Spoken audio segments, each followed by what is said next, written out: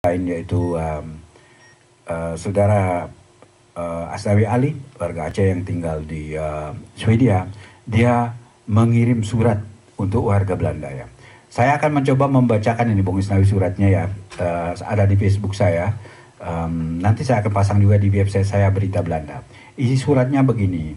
Kepada seluruh masyarakat Belanda, liburan Paskah ini saya akan mengunjungi negeri kalian, yaitu Belanda, untuk mempersembahkan sepucuk surat terbuka ini kepada kalian, disebabkan saya, ini kacamata saya kan yang rusak-rusak nih, disebabkan saya belum pernah mendapatkan tanggapan dan jawaban yang jelas dari kepala pemerintahan, bahkan dari kepala negara kalian. Saya menuliskan surat tersebut atas nama keluarga saya dan juga selaku masyarakat Aceh yang memiliki tahapan hidup yang begitu panjang dan menyakitkan dalam sejarah kami. Kami masyarakat Aceh yang tinggal dan hidup di perantauan di berbagai belahan negara lain selalu di akhir bulan Maret memperingati Hari Kelam. Hari Kelam, di mana Belanda secara resmi mendeklarasikan perang terhadap Aceh yang berdaulat dan telah pun kemudian menginvasi negara kami tersebut tepatnya pada tanggal 26 Maret tahun 1873. Menurut fakta sejarah yang bersumberkan dari negara kalian sendiri bahwa perang melawan rakyat Aceh dulunya merupakan perang terlama, paling banyak memakan korban dan perang yang termahal. Hasilnya kedaulatan negara kami hilang dan ribuan kakek buyut kami meninggal menjadi korban, dan setelah itu menghasilkan ribuan janda juga yatim piatu. Adalah negara kalian yang mencaplok tanah air kami dan menjadikannya sebagai salah satu perang penjajahan yang sangat berdarah dan yang terlama dalam sejarah manusia. Rasanya patut kami bertanya pada kalian, bisakah kalian menerima jika kami, rakyat Aceh, menginvasi tanah air kalian dan kemudian kami menjajahnya sebagaimana kalian lakukan atas kami? Apa yang kalian kemudian lakukan? Tentara Korps Marsusi Tefut, kalian dengan sangat, jadi tentara Korps Marsusi Tefut kalian dengan sangat brutalnya menembak mati kakek buyut bangsa kami. Kepada segenap rakyat Belanda, saat ini Belanda merupakan sebuah negara demokratis dan juga merupakan salah satu negara Uni Eropa di mana negara-negara anggotanya sangat menghargai nilai-nilai hak asasi manusia yang hidup dengan penuh peradaban. Namun tulis surat Bung Asnawi Ali, namun demikian apa yang negara kalian telah lakukan selama masa penjajahan terhadap Aceh bisa dikatakan tidak beradab, dan hal tersebut sama sekali tidak bisa dilupakan begitu saja. Salah satu ayat kitab suci kalian, maksudnya Alkitab ini, kalian menyatakan, kasihilah sesamamu manusia seperti mengasihi dirimu sendiri. Matius 22:39. Apakah ayat ini berlaku untuk kalian sesama Kristen saja atau juga berlaku pada yang agama yang berbeda, agama orang lain maksudnya, dari pemeluk agama lain? Oleh karena itulah saya mengajukan surat terbuka ini guna mencari jawaban. Saya memohon perhatian tanggung jawab moral kalian selaku masyarakat Belanda atas segala kejadian yang disebabkan oleh negara kalian semasa perang dengan kami masyarakat Aceh. Kami mengharapkan negara kalian melakukan hal-hal tertentu agar terjadinya rekonsiliasi saya ulangi, sehingga negara kalian dapat dipandang sepenuhnya bijaksana terhadap Aceh. Salam hormat, Asnawi Ali, Orebro, Swedia. Saya tidak tahu benar ini Bung Asnawi mengucapkannya. Ada emailnya di sana. Ya, luar biasa ya. Semestinya saya harus meminta Bung Asnawi Ali sendiri yang membacakan ini ya. Karena kalau saya sendiri saya kurang nadanya kurang sesuai. Tapi waktu itu belum ada bahasa Indonesianya ya. Tapi namun demikian kita perdengarkan dulu wawancara bagian pertama saya dengan Bung Asnawi Ali tentang surat ini.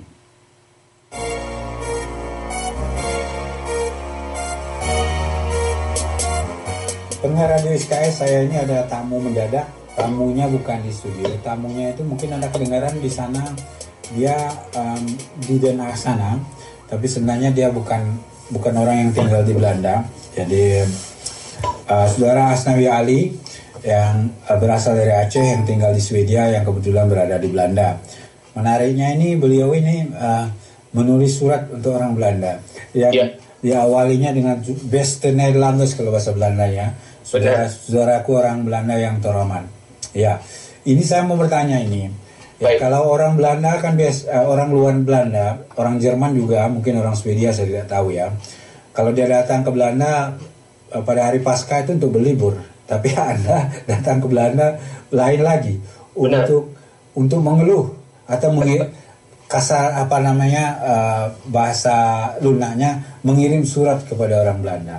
Benar. Ya, coba ceritakan apa itu, apa ini maksudnya? Ya, motifnya sebenarnya ini sebelum saya kirimkan surat kepada Belanda, surat terbuka ini sebenarnya sudah ada korespondensi sebelum hari liburan Paskah ini. Jadi saya mempunyai banyak alasan dan bukti mengapa saya mengirim surat kepada warga Belanda, dan ini yaitu adalah solusi terakhir bagi saya secara demokratis dan elegan untuk memberitahukan kepada rakyat Belanda itu sendiri bahwa tentang pemerintahannya itu.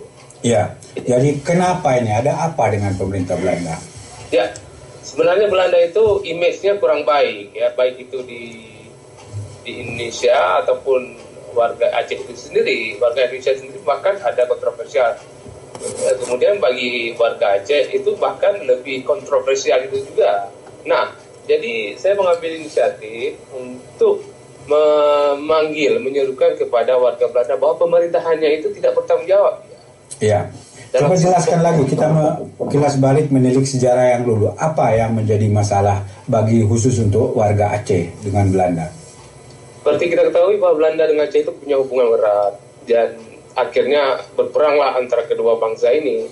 Namun Belanda seperti cuci tangan dan seakan-akan dia mengatakan kasus Aceh itu sudah selesai dan sudah diberikan kepada Indonesia. Namun kalau ditelisik kepada sejarah, akar daripada akar permasalahan itu adalah Belanda itu sendiri memberikan tanah Aceh itu kepada Indonesia tanpa proses dekolonisasi. Itu dia prosesnya. Ya, itu kapan itu? Jadi mungkin untuk kita orang yang sudah agak lupa sejarah, jadi terjadinya kapan itu? Ya, kalau boleh saya kutip kutipan Soekarno, itu jas merah, jangan sekali melupakan sejarah. Itu terjadi ketika konferensi meja bundar dan Belanda memasukkan Aceh ke dalam Republik Indonesia Serikat. Nah, nama Indonesia itu dulu yaitu Republik Indonesia Serikat. Aceh bagian daripada Republik Indonesia Serikat. RIS, RIS. Jadi sebenarnya Aceh untuk memasukkan ke sebuah wilayah itu mesti harus ada persetujuan daripada rakyat itu sendiri. Nah, kalau Aceh itu diserang oleh Belanda kemudian babak belur, jadi rakyat Aceh masa ketika perang itu tidak punya daya dan kuasa.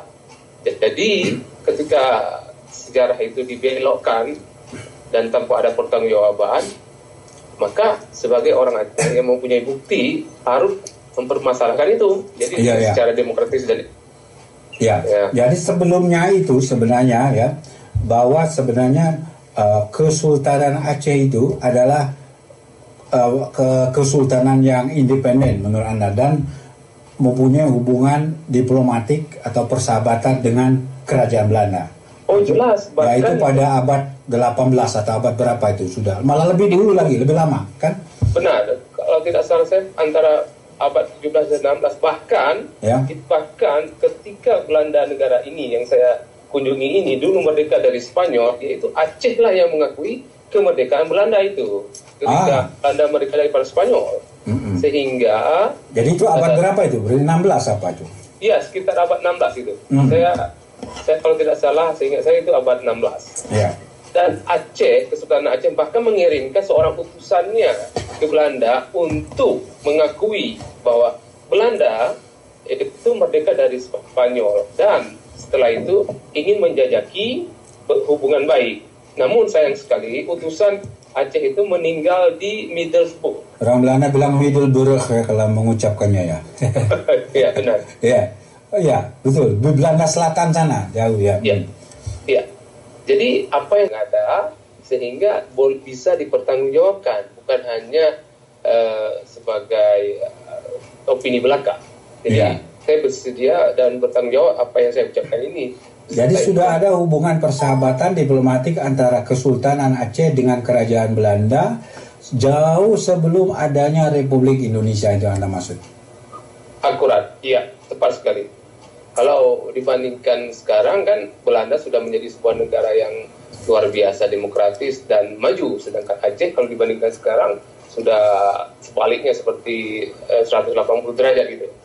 Jadi saya meminta kepada Belanda, jikalau kerajaannya, pemerintahannya itu mempunyai hati, maka dia harus memikir ulang apa yang telah dilakukan nenek moyang. Memang kerajaan sekarang, pemerintah dia tidak melakukan itu, tapi sebagai anak cucu daripadanya dan mempunyai hati nurani, minimal saya menyerukan harus ada pertanggungjawaban moral. Oke. Ya. Kita berbicara masalah politik antara dengan kerajaan Belanda itu sendiri. Cuma saya ingin sampaikan bahwa bagaimana perasaan dia seandainya Belanda ini, negara yang saya kunjungi ini, diserang oleh Denmark misalnya. Kemudian setelah Belanda babak belur diberikan kepada Swedia misalnya. Itu sangat menyakitkan. Gitu. Ya, oke Bung Asnawi sebentar, kita istirahat sebentar.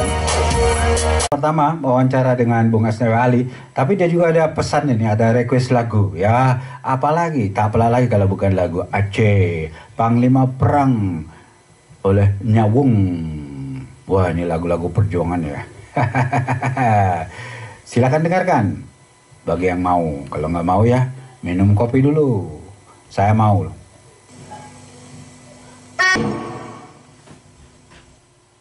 Siap, Panglima Perang berdua, semangat teman-teman orang Aceh. Oke, untuk kita mendengarkan semangat selanjutnya dari Bang Asnawi Ali, kita lanjutkan perbincangan dengan beliau.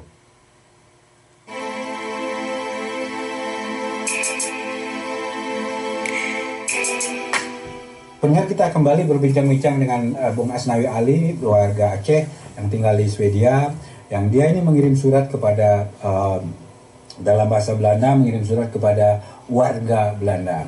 Jadi katanya karena memang sudah tidak ada jalan lain, karena tidak digubris oleh pemerintah Belanda jalur resmi, dia sekarang mengirim surat untuk warga Belanda. Tapi sebentar dulu, ulang lagi kepada jalur resmi. Jadi Anda menganggap bahwa Belanda itu tadi yang bersalah, sudah punya kesalahan besarnya itu apa? Menyerahkan Aceh kepada sebuah bangsa lain yang bernama Republik Indonesia Serikat tanpa ada persetujuan rakyatnya. Oh begitu ya. Ya, tapi kan waktu itu katanya, saya tidak tahu sejarahnya, mungkin saya harus mendalami dulu. Benar. Katanya dulu tokoh-tokoh Aceh, apakah itu Daud Buri atau siapa, itu kan mendukung Soekarno katanya. Jadi malah membantu perjuangan kemerdekaan itu dengan memberi pesawat.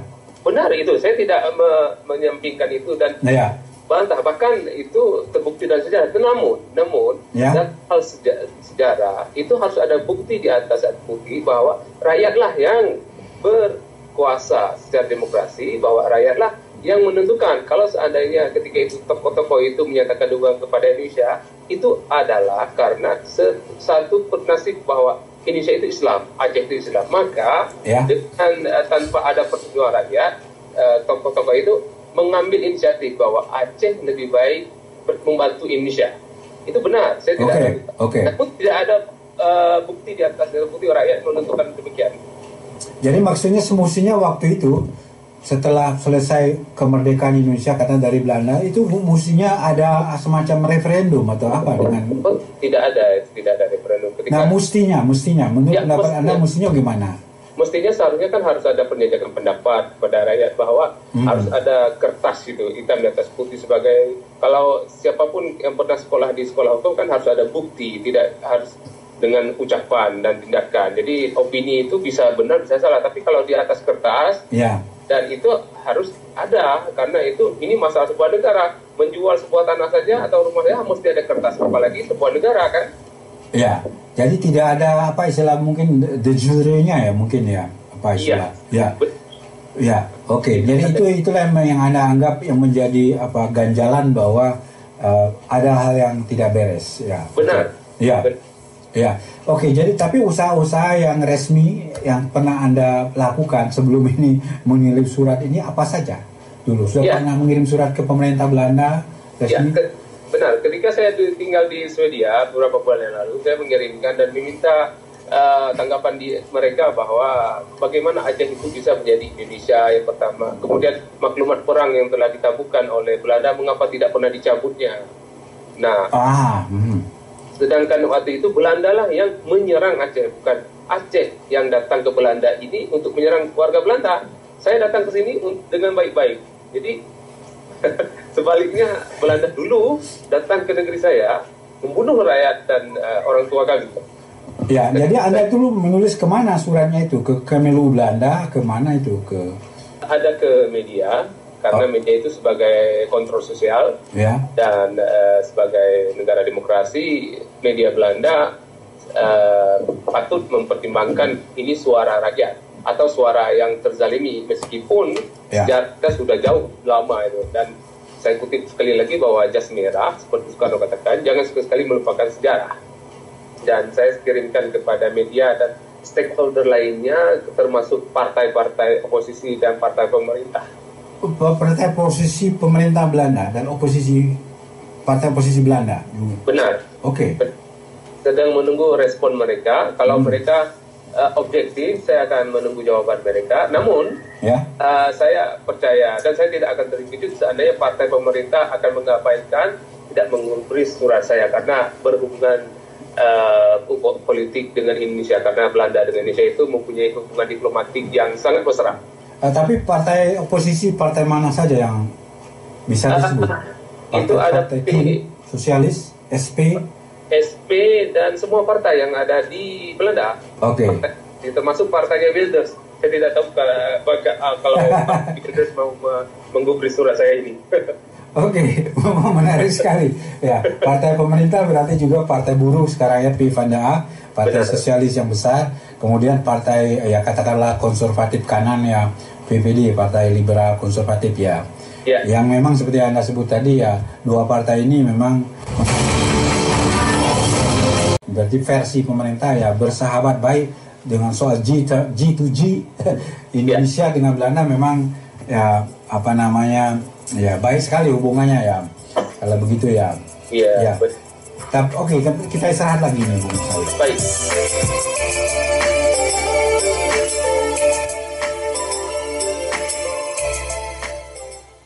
Ya, istirahat ini kita manfaatkan untuk mendengarkan lagu Aceh lagi. Semangat, hikayat perang Sabil. Coba ya.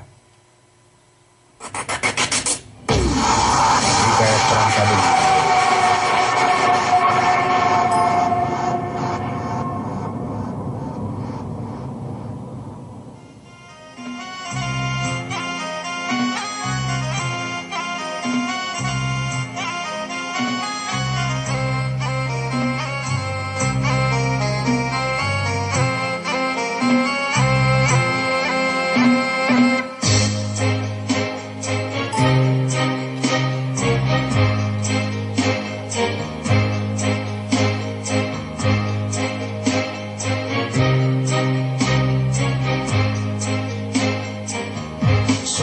Subhanallah wahdahu wa bihamdihi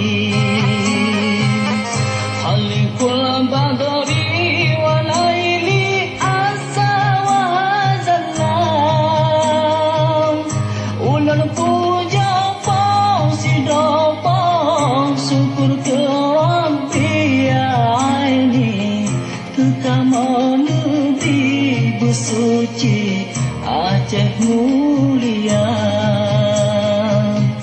Kajak perang musuh beruntuh dum sitre nabi Soyang meungking ko Rabbi kepoyang asal Lindung kata segala yang mujahidin mursalin Jeda-jeda mukim iklim Aceh mulia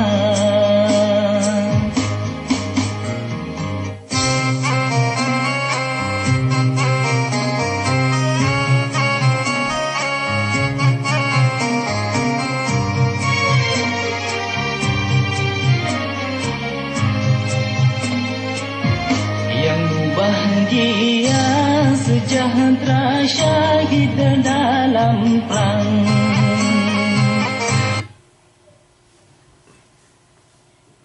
Wah, ini ada kesalahan ini Bung Asnawi, maaf ini ada kesalahan. Nanti kita akan putar lagi lah. Saya akan lanjutkan saja wawancara Anda ini dengan bagian terakhir. Setelah itu saya akan putar lagi. Saya akan cari lagunya dengan, malum saja ini teknisnya lagi tidur. Nggak ada teknisi, salah sendiri, salah tekan knop. Tapi saya akan sambungkan berikut ini wawancara bagian terakhir, wawancara saya dengan Bung Asnawi Ali mengenai suratnya terhadap bangsa Belanda atau rakyat Belanda.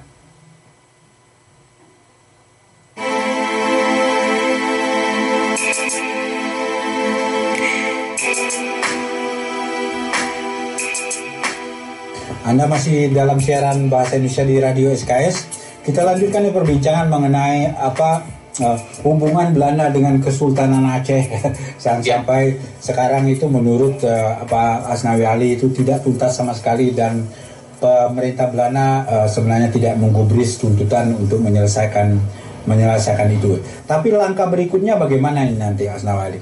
Ya, sebagai negara yang demokrasi, saya sebutkan tadi, kita tetap mencari jalan-jalan elegan. Kita perlukan tahap 1, tahap kedua, dan tahap selanjutnya. Yang kami perlukan jadi bukti seandainya Belanda menjawab surat, dan saya sudah mendapatkan 2 surat. Kemudian pertanyaan lainnya yang begitu agak sensitif, mereka tidak mau menjawabnya atau belum mengirim jawabannya. Pertanyaan apa itu yang agak sensitif misalnya? Kami ingin berjumpa. Ingin berjumpa, appointment, dan sampai detik ini, hari ini 28 Maret, ya 28 Maret sekarang belum ada jawaban. Mungkin nanti karena ini kan masih hari libur, hari Paskah, mungkin akan terima jawabannya nanti. Jawaban dari pemerintah atau dari partai ini maksudnya, atau dari semuanya, siapa saja yang menjawab lebih dulu? Fokusnya lebih utama kepada partai pemerintah yang memegang kuasa. Jadi kita berharap jawaban objektif mereka. Saya teringat dengan jawaban daripada Menteri Luar Negeri Belanda itu sendiri, saya lupa namanya. Katanya bahwa kalau kita berbeda, sebaiknya kita berbicara. Dan namanya Bekundes ya. Iya. Saya baca itu di blog Bang Bari. Jadi katanya kalau walaupun kita berbeda pendapat, seharusnya kita harus berjumpa, kita diskusikan. Tetap berdialog katanya ya. Benar. Nah, jadi saya ingin menuntut apakah jawaban itu, ucapan dari mulutnya itu hanya basa-basi saja atau hanya trik politik dari dia saja. Ya. Nah, jadi ketika saya nanti mengirim surat kepadanya, saya akan kutip ucapan dia itu. Jadi kita akan lihat bagaimana hipokritnya politik Belanda, apakah benar apa yang diucapkan atau mungkin ada alasan lainnya, meskipun saya tahu bukan dia yang ingin berjumpa dengan kami, ya minimal sekretaris dia. Yang penting kami ingin berjumpa dengan salah satu daripada staf mereka. Yang kami perlukan adalah sebuah jawaban langsung, karena kami tidak ingin memfitnah kerajaan Belanda itu. Kami harus mengutip ucapannya sebagai bukti. Seperti saya katakan tadi, dalam politik itu harus ada bukti, tidak boleh harus sebagai ucapan belaka. Ya, sekarang masih hari libur, jadi masih harapannya kan masih besar. Mungkin setelah besok mereka setidaknya mungkin membacanya. Ya, siapa tahu mungkin udah ada juga yang membaca surat Anda dari blog saya. Pendengar, saya juga punya blog dalam bahasa Belanda, namanya belandasiawordpress.com. Siapa yang mau baca, kalau bagi yang mau baca berbahasa Belanda, di sana ada suratnya Bung Asnawi Ali kepada orang Belanda ya, bukan kepada pemerintah tentunya, karena berbunyi Beste Nederlanders, orang Belanda yang baik.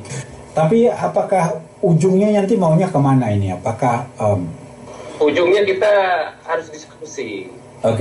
Diskusi, kita mencari solusi.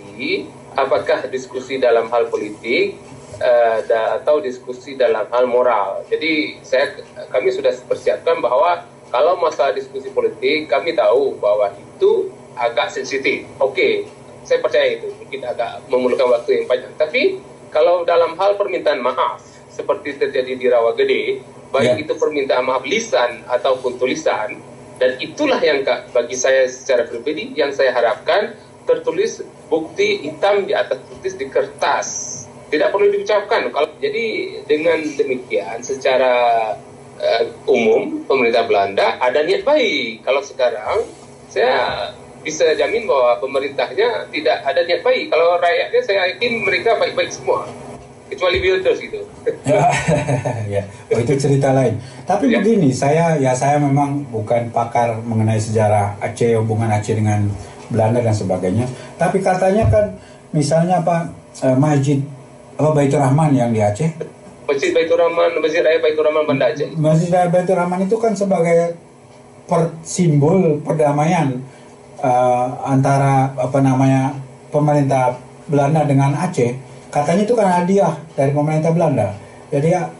Jadi sepertinya kalau saya mengerti berarti sudah ada penyelesaian, sudah ada perdamaian di situ atau bagaimana? Saya belum mendapatkan bukti yang konkret tentang mengenai Masjid Raya itu. Tapi yang saya tahu dulunya masjid itu dibakar oleh Belanda, kemudian bangun kembali. Oh begitu. Tapi yang membangun kembali kan memang benar bahwa itu dibiayai oleh Belanda begitu. Saya tidak membantahnya, benar. Jadi secara implisit itu memang Belanda ada niat baik, tapi masalah kedaulatan kan tidak selesai dengan hanya membangun sebuah masjid.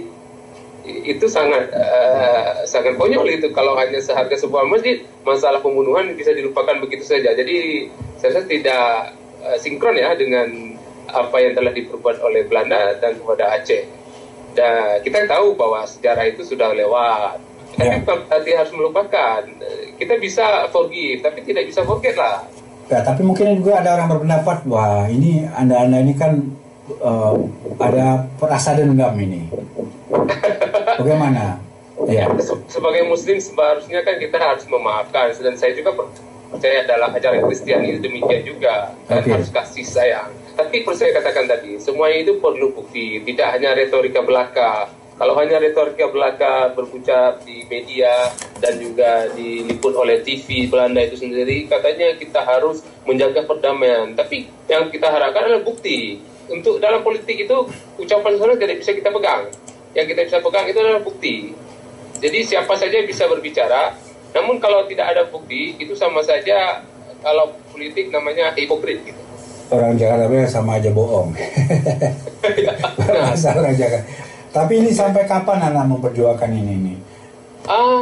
Ya sampai karena masuk dalam koridor freedom of speech, kebebasan berpendapat, dan saya di Swedia dan Belanda saya tahu konstitusinya melindungi itu, maka saya tetap akan berusaha semampu saya. Dan saya tahu bahwa saya hanya kecil dibandingkan dengan Belanda, seperti gajah melawan semut. Namun kalau tidak diusahakan, dia sama saja membiarkan kezaliman itu sendiri. Maka kita bagian dari kezaliman itu.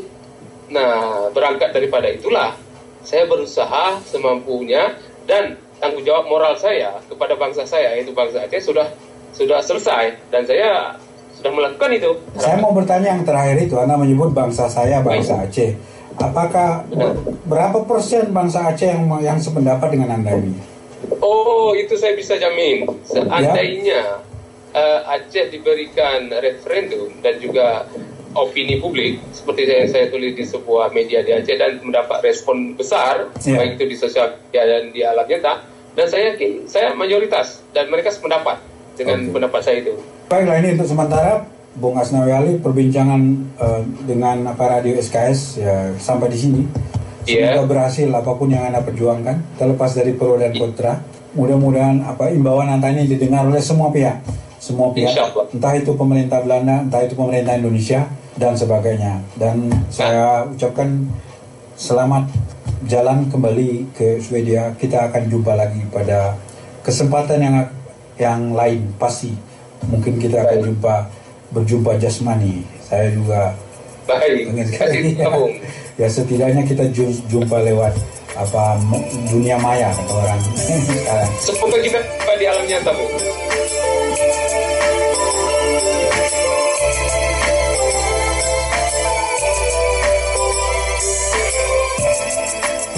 Ya, sayang saya tidak bisa jumpa di alam nyata. Sebenarnya mereka selama di Belanda ini ya cukup lama mereka ya, tapi saya punya kesibukan sendiri ya. Ya menyibukkan diri sendiri.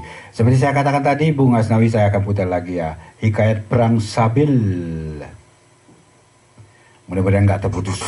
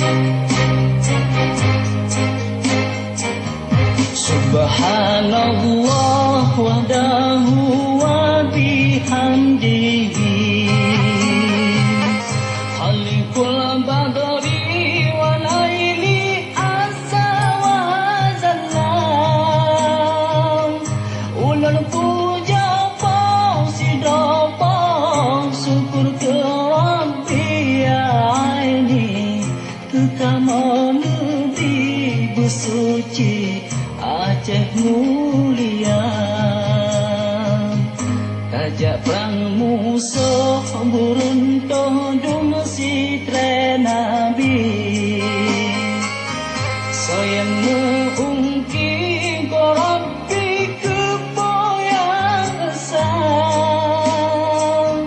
Lindung gata segala yang mujahidin mursalin.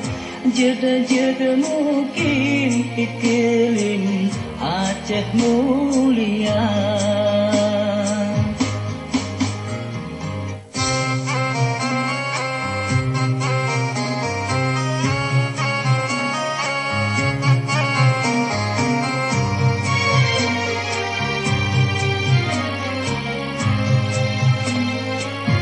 Yang bahagia sejahtera syahid dalam perang. Allah bipulang dan yang budia dari musuhan temprang cid malang celaka tubuh rugorong surga tanah roh rugorong bala nurakan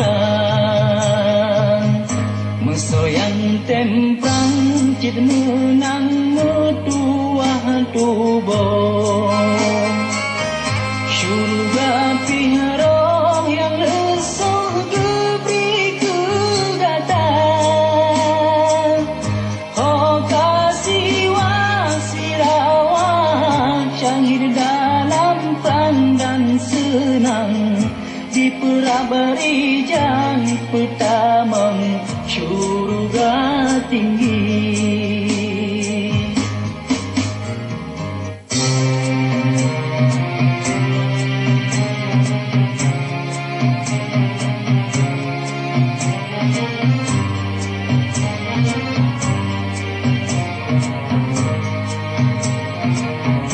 Mulia dari meriti didang dipandang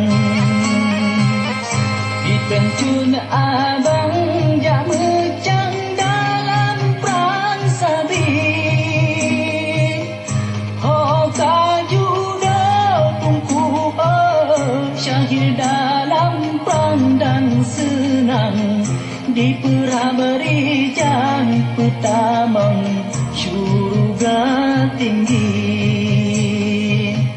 Subhanallah wa lahu wa bihamdihi khalqul bandari wa laili asa wa jalan ulun puja sidapa syukur ke Rabbi ini ke kamu Nabi bersuci Aceh mulia.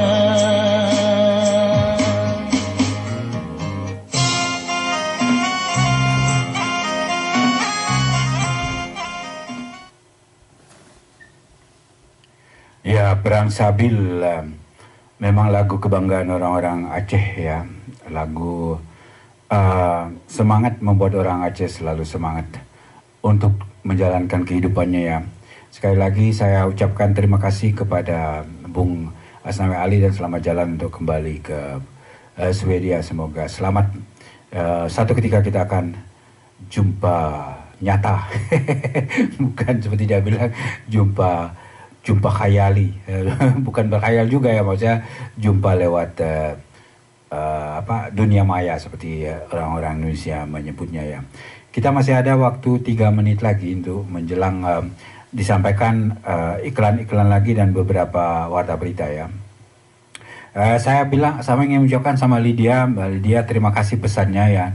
Nanti saya kasih alamat saya. Wah, saya ini jadi disogok loh, bukan.